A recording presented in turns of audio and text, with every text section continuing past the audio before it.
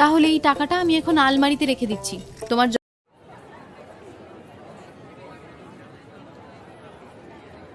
আরে গোপাল দাদাজি, আরে এসো এসো, এদিকে এসো। কি মাছ নেবে তুমি বলো, শুধু আজকে সব মাছ আমাদের কাছে আছে। আচ্ছা ঠিক আছে, তাহলে আজকে পুঁটি মাছ দে। আজকে তো তোর কাছে আছে তাই না? হ্যাঁ আছে তো, কত দেবো তোমাকে? দেওয়ার আগে কত করে দাম যাচ্ছে সেটা বল। বেশি দাম দিয়ে কিনতে পারবো না বাবু, বলেই দিলাম। পুঁটি মাছ 100 গ্রামের দাম 20 টাকা। বেশি দাম নয়, অল্প দামের মধ্যেই রয়েছে। এটাকে তুই অল্প বলছিস? পুঁটি মাছ তো 100 গ্রাম 10 টাকায় কিনে নিতাম রে। সেসব দিন চলে গেছে গোপাল দাদা। এখন 100 গ্রামের দাম 20 টাকা। তোমাকে কত দেবো বলো, নাকি অন্য মাছ নেবে? না না, তুই তাহলে 200 গ্রামই দিয়ে দে। মেয়েটা অনেক করে বলে দিয়েছে, কি করা যাবে, দাম দিয়ে নি, কি আর করবো বলতো। তুমি আবার খেয়ে দেখো, তারপর বলবে হ্যাঁ আমি তোমাকে বেশি দাম দিয়ে খারাপ জিনিস দিয়েছি কিনা। এই বাজারে সব থেকে কম দাম আমার কাছেই পাবে, বুঝলে? হ্যাঁ সে তো জানি, তাই জন্যই তো এখানে আসি। এই না, ধর ধর, তোর 40 টাকা ধর। অসংখ্য ধন্যবাদ গোপাল দাদা, আবার আসবে কিন্তু, হ্যাঁ।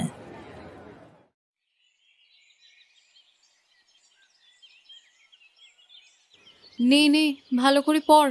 পরীক্ষা তো সামনে চলেই এলো। ভালোভাবে পড়ে বিদ্যালয়ের মধ্যে কিন্তু তোকে প্রথম হতে হবে। পারবি তো? আমি অবশ্যই চেষ্টা করব মা। আমিও তো চাই বিদ্যালয়ের মধ্যে প্রথম স্থান অধিকার করতে, অনেকটা সম্মান পেতে। হ্যাঁ, আর তার জন্যই তো পড়তে হবে। আমি জানি তুই ভালো পড়াশোনা করিস, কিন্তু আরো ভালোভাবে পড়তে হবে। আমরা তো পড়াশোনা করার সুযোগই পেলাম না, কিন্তু তুই যখন পেয়েছিস তখন এটাকে কাজে লাগা। মা, আমি ভালো পড়াশোনা করে তোমাদের নাম উজ্জ্বল করব। আচ্ছা মা, বাবাকে তো পুঁটি মাছ আনতে বললাম, বাবা আনবে তো? তুই যখন মুখ ফুটে কিছু বলেছিস তখন তোর বাবা দেখবি ঠিক নিয়ে আসবে। তবে যদি দাম কম থাকে তাহলেই। বেশি দাম দিয়ে আমরা খাবো কি করে বলতো? আমি তো বাবাকে জোর করিনি, শুধু বলেছি আজকে একটু পুঁটি মাছ পেলে এনো, এইটুকুই। তোর বাবা তোকে খুব ভালোবাসে রে, ওই জন্য তুই যেটা চাস সেটাই দেওয়ার চেষ্টা করে। মা, এবারে বর্ষায় তেমন বৃষ্টি হয়নি বলো, না হওয়াই ভালো। বাবার জমির সমস্ত ফসল উঠে যাক, তারপর যত খুশি বৃষ্টি হোক। হ্যাঁ, প্রত্যেকবার বর্ষায় নষ্ট হয়ে যায় তো সমস্ত ফসল। এবার যদি সেটা থেকে বাঁচা যায় তাহলে তো খুবই ভালো হয়। আমাদের কাছে তাহলে অন্তত হাতে 2 টাকা থাকবে। আচ্ছা মা, তোমার কাজ করে নাও, আমিও পড়াটা করে নি। অনেক বকর বকর করেছি।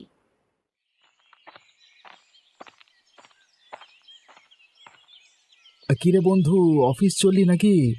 স্যুট বুট পরে তো বেশ ভালোই লাগছে। কি যে বলিস তুই! কি আর করব, এই স্যুট বুট পরে যেতে হবে আমাদের অফিসে। এটাই তো ওখানকার নিয়ম। হ্যাঁ বললে হবে, বড় কোম্পানিতে চাকরি করিস, নিয়ম কানুন তো থাকবেই। শুধু বড় কোম্পানি নয়, বড় পদে চাকরি করিস। আচ্ছা এসব ছাড়, তোর কাজকর্ম কেমন চলছে বল, সবকিছু ঠিকঠাক চলছে তো? হ্যাঁ ওই মোটামুটি চলছে। জানিস তো, চাষবাস করে তেমন কিছু রোজগার হয় না। দুবেলা দুমুঠো মানে খাবার জুটে, এইটুকুই আর কি। তুই শুধু চাষের উপর নির্ভর করিস না, আরো একটা অন্য কিছু দেখ, যেটা থেকে একটু হলেও উপার্জন হবে। এই উপার্জন বাঁচিয়ে রাখবি তুই, ওটা তোর ভবিষ্যতের জন্য কাজে লাগবে। কিন্তু এই গ্রামে কি কাজ করব বলতো? এখানে তো চাষ করাই প্রধান কাজ, আর অন্য কি করব? হঠাৎ করে বললাম, এখন ভাবতে পারবি না। ঠান্ডা মাথায় ভালোভাবে ভাবিস। তুই বাজার করতে গেছিলিস নাকি? আরে হ্যাঁ বন্ধু, বাজার করতে গেছিলাম। আরে মেয়েটা পুঁটি মাছ খাবে বলে বায়না করছিল, নিলাম পুঁটি মাছ। আমারও পুঁটি মাছ খেতে খুব ভালো লাগে। আচ্ছা এখন আমি চললাম, অফিসের জন্য দেরি হয়ে যাচ্ছে। তোর সাথে আবার অন্য সময় আড্ডা দেবো, ঠিক আছে? হ্যাঁ ঠিক আছে, তুই সাবধানে যা। বড় অফিসে কাজ করিস, বেশি দেরি করলে হবে না। যা যা, তাড়াতাড়ি যা। ঠিক আছে, আবার পরে দেখা হচ্ছে বন্ধু। মা, আমি বাড়ি চলে এসেছি। আজকের মতো কাজ শেষ হয়ে গেছে।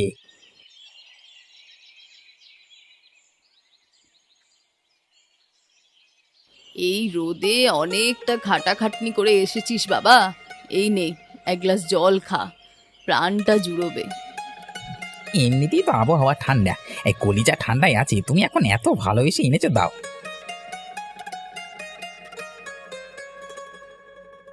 বর্ষাকাল তো পড়েই গেছে, আবহাওয়াটা স্যাঁতস্যাঁতে হয়ে গেছে, তাই গরম কিছুই বুঝতে পারছিস না।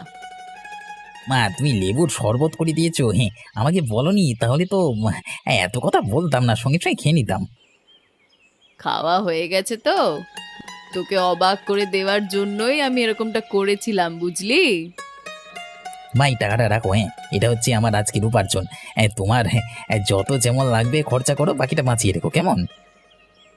শোন বাবা, এবার টাকা পয়সা তোর কাছেই রাখ। তুই তো বড় হয়েছিস, কদিন পর বিয়ে করলে বাড়িতে তোর বউ আসবে, তখন এই জিনিসটা কিন্তু বৌমা মোটেই সহ্য করবে না। মা আমি তো তোমার কাছে সবসময় ছোট, তোমাকে দিচ্ছি, তুমি রেখে দাও। যাও যাও, তোমার অনেক কাজ আছে, এগুলো করে নাও, ঠিক আছে? আরে গিন্নি, আরে ও গিন্নি, বাইরে এসো, আমি বাজার করে চলে এসেছি।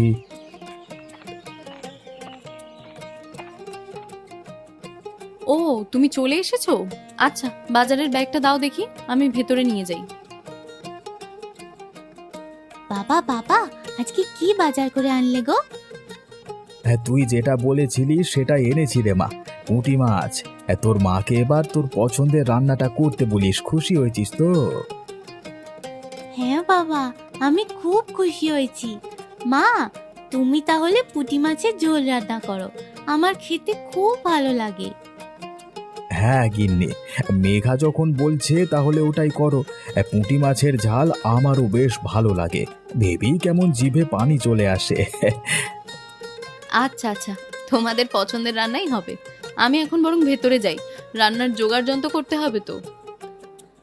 মা, তুমি বরং তাড়াতাড়ি যাও, আমার তো এখন থেকেই খিদে পাচ্ছে। তুমি তাড়াতাড়ি রান্না করে ফেলো। আচ্ছা গিন্নি, আমি তাহলে জমিতে যাচ্ছি, খাওয়ার সময় চলে আসবো, তুমি রান্না বান্না করে নাও। আচ্ছা ঠিক আছে, যাও, সাবধানে কাজ করবে। দুপুরে খাওয়ার সময় মতন চলে এসো, আজকে তিনজনে মিলে একসাথেই খাবো, সকলের প্রিয় খাবার বলে কথা। আচ্ছা ঠিক আছে, চলে আসবো।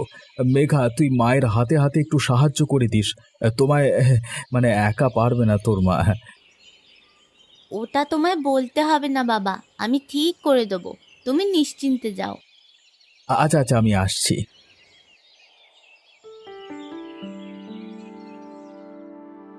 স্যার, আমি ভেতরে আসতে পারি? আরে নরেশ কাকা, তুমি এরকম আমাকে স্যার বলো না তো, আমি তোমার ছেলের মতো, তুমি আগে ভেতরে এসো। আরে বাবা, সেটা বললে হয় নাকি? আমি যতই তোর কাকা হই না কেন, অফিসের মধ্যে নিয়ম কানুন তো থাকতে হয়, তাই না? তুমি বসো, আর এরকম স্যার স্যার বলো না, তুমি আমার নাম ধরে ডাকতে পারো। আরে না রে, তুই এত বড় জায়গায় তোর নিজের যোগ্যতায় এসেছিস, এই অফিসে অন্তত তোর যোগ্য সম্মানটা পাওয়া উচিত, তাই এখানে সবার সামনে তোকে আমি স্যার বলি ডাকবো। আচ্ছা আচ্ছা, সে না হয় ঠিক আছে, তবে হঠাৎ অফিসে চলে এলে কেন? একটু দরকার ছিল নাকি কিছু? হ্যাঁ, এই কাগজপত্রগুলো একটু দেখে পড়ে রাখিস তো বাপ, আমি ঠিক বুঝতে পারছি না, সময় করে একটু আমাকে বুঝিয়ে দিস। আচ্ছা ঠিক আছে, আমি পড়ে তোমাকে বলে দেবো। হ্যাঁ, তুমি এখন কি খাবে, চা না কফি? না বাবা, এই দুপুরের সময় আমি ওসব কিছু খাবো না, আমি এখন যাই, পরে যখন আসবে তখন খেয়ে নেব। হ্যাঁ আচ্ছা, তাহলে তুমি এই কাগজপত্রগুলি আমার অফিসে নিতে এসো, তখন কফি খাইয়ে দেব, ব্যাস সব কিছু বরাবর। হ্যাঁ, তুই শুধরাবি না রে। আচ্ছা এখন যাই রে, দুপুর হয়ে গেল, খেতে হবে, তুই তোর কাজ করে নে, পরে আবার আসবো।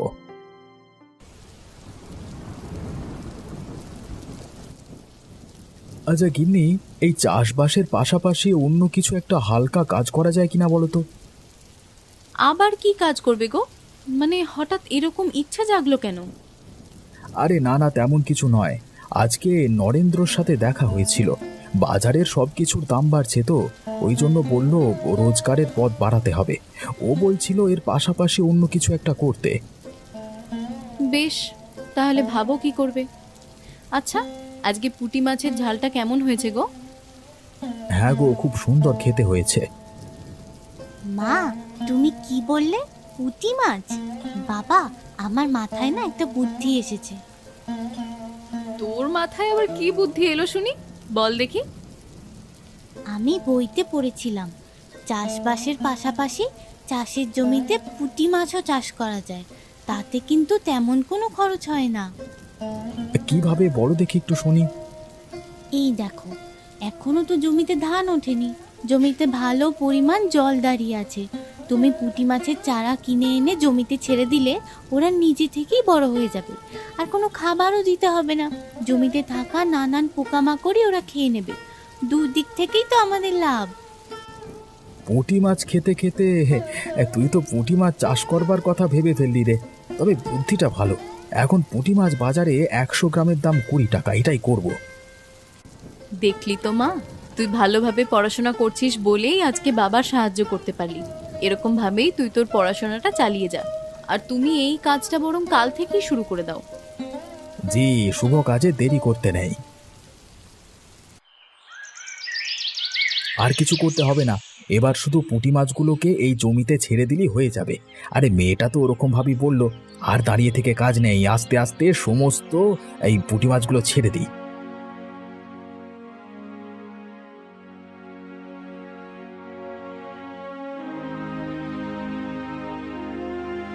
গোপাল, তুই এটা কি করছিস? চাষের জমিতে চাষ করছি, এটা নতুন একটা পদ্ধতি। আমি জানি, তবে এই বুদ্ধিটা কোত্থেকে পেলি? এই বর্ষাকালে চাষের ক্ষেতে মাছ চাষ, ভালো বুদ্ধি তো। এটা আমার বুদ্ধি নয় গো, আমার মেয়ে মেঘা এ কথা আমাকে বলেছে। সত্যি কথা বলতে কষ্ট কোথায় বলো তো? নিশ্চয়ই বইয়েতে পড়েছে। আরে এমনিতে তো না হলে জানতে পারবে না। সে যাই হোক, ভালোই সিদ্ধান্ত নিয়েছিস। খরচ কিছু নেই তেমন, তবে রোজগার আছে ভালো।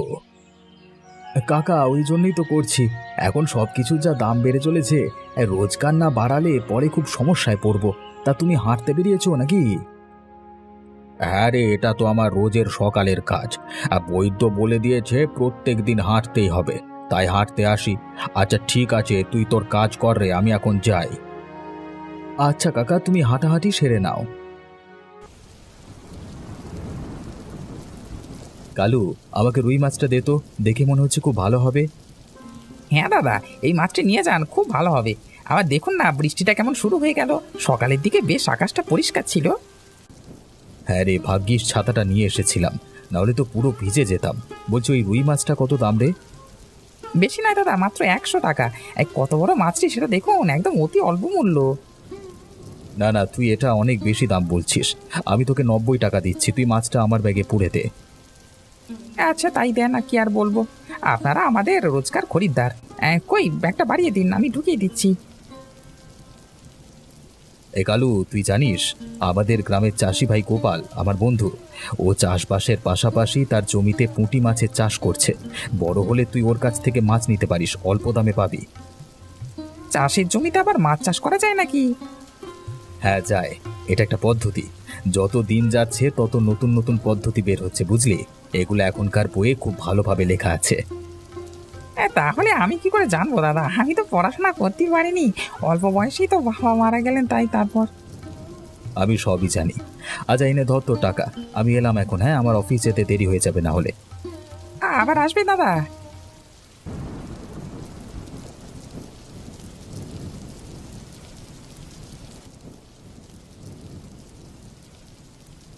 তুমি চলে এসেছো? আমি তোমার কথাই ভাবছিলাম, কিছু না খেয়েই তো বেরিয়ে গিয়েছিলে। এই নতুন ব্যাপারে আমার উত্তেজনা ততটাই বেড়ে গেছে যে খেতে হবে সেটাও ভুলে গেছি। যত সব উল্টো পাল্টা। আর মেঘামা, পড়াশোনা করছিস তো? ভালো করে পড়। দেখলি তো, তুই এত পড়াশোনা করিস বলেই আমাকে সাহায্য করতে পারলি। হ্যাঁ বাবা, আমি তো পড়াশোনা করছি, কিন্তু তুমি তোমার জমিতে পুঁটি মাছ ছেড়েছো? হ্যাঁ হ্যাঁ, হয়ে গেছে। জমিতে বেশ ভালো জল দাঁড়িয়েছে, ভালো রকম ভাবেই মাছগুলো থাকতে পারবে। বাবা জানো, আমার একটা কথা না খুব ভালো লাগলো। আমি ছোট হওয়া সত্ত্বেও তুমি আমার পরিকল্পনাটার গুরুত্ব দিলে।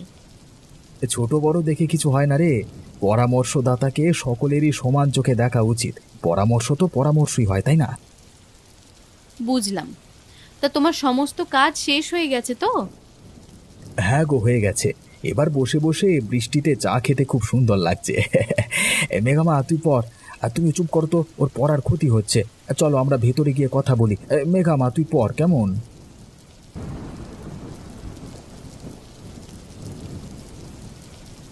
গোপাল দাদা, তুমি বাড়িতে আছো?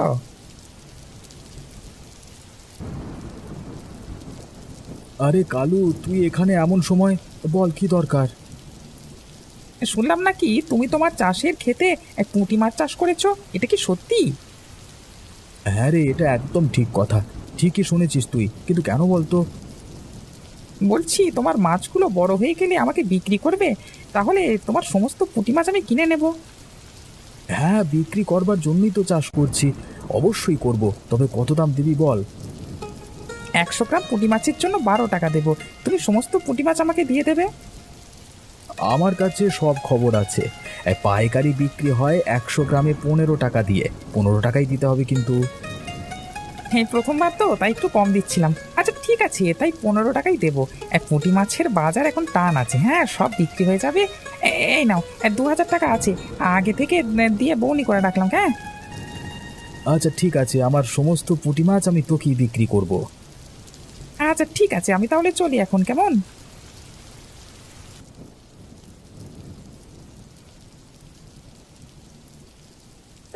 এসো এসো, খুশির খবর আমি সব শুনতে পেয়েছি। ও, তুমি সব শুনে নিয়েছো? তাহলে আর খুশির খবরটা দিলাম কোথায়। মা, কালকে কিন্তু তাহলে মাংস করতে হবে, অনেক দিন মাংস খাই না। আচ্ছা রে মা, হবে হবে। গিন্নি, এই টাকাটা এখন রেখে দাও তোমার কাছে। এই টাকা জমিয়ে রাখবে, কোনো খরচা করবে না। আচ্ছা ঠিক আছে, আমি সামলে রেখে দেব। তবে বহুদিন পর এরকম আনন্দের মুখোমুখি হলাম আমরা। এই সব কিছুটাই হয়েছে আমার বন্ধু নরেন্দ্র এবং আমার ছোট্ট মেয়ে মেঘার জন্য। এরা দুজন বুদ্ধি না দিলে সত্যি আমি কিছু করতে পারতাম না। আশা করছি আমাদের মেয়েটা বড় হয়ে অনেক দূর এগোবে। এই ছোট বয়সেই ওর এত বুদ্ধি। তোকে বড় হয়ে অনেক কিছু করতে হবে রে মা। হ্যাঁ মা, আমি করব। আমি তোমাদের নাম উজ্জ্বল করব। যখন দরকার হবে আমাকে বলবে, আমি বের করে দেব। আচ্ছা ঠিক আছে, তুমি রেখে দাও। আমি যাই নরেন্দ্রর বাড়িতে, ওকে গিয়ে ধন্যবাদ জানিয়ে আসি। আজকে খুব আনন্দ লাগছে। আরে এখন বাইরে বৃষ্টি পড়ছে তো, এখন যেও না, বৃষ্টিটা থামলে বরং যেও। আরে এই বৃষ্টিতে কিচ্ছু হবে না, আমি গামছা নিয়ে চললুম, তুমি তোমার কাজ করে নাও।